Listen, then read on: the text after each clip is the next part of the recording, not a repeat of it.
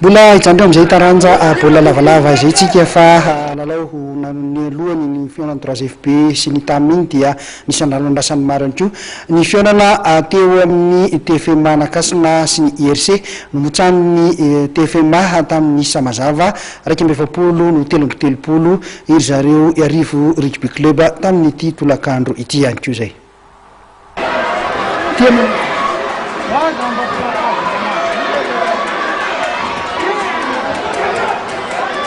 Ratsy fanambohana ihany koa ny IRC nandritra ny andro faharoa amin'ny fidinany tompondakan'ny ligina Lamanga ho an'ny top 14 izay nomontsoan'ny TFMA tamin'ny Samazava 2020 no 3-30.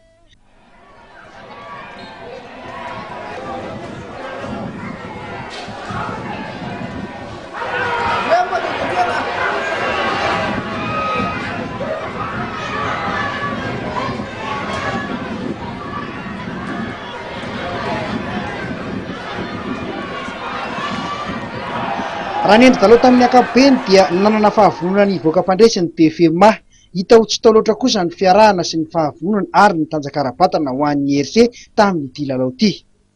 Teo amin'ny fizaram-potoana voalohany dia mbola ny fandanja tsara ihany ny lalaon'ny Rotota izay nanatombo mihitsy aza ny IRC tamin'ny isa teny amin'ny solaitra be izay nitarika 5-10 no 4-10.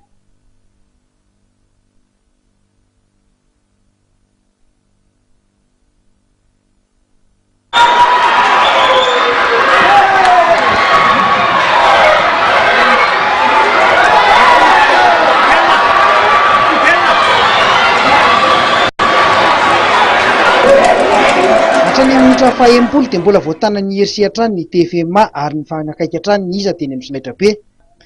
Taorin'izay vao noporofony ny boikely manohatra ny maha matanjaka sy ny maha tompondakan'ny topity azy.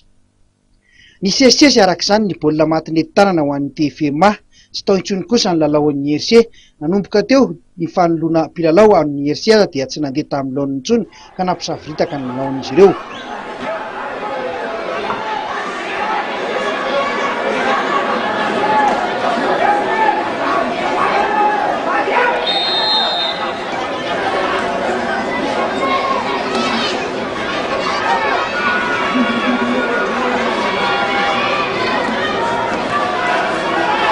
Toy izao ireo vokatra hafa nandritra ity andro faharoa ity. Savony tropikal nandresy ny 3e fahita amin'ny isa 5-30 ny FTM Manjakaray nandresy Antiopa 30-9. Ny Cheminot nandresy ny Stade Olympique de Lemirna 30-20. Ite Fahanatyazo napiondrika ny Zady 7-20 ary ny zareo akady fotsy nandresy ny Kosfat amin'ny isa 4-20. 3FB Stam 10-9 raha tsy lera ny lalao teto nitarika zareo 3FB.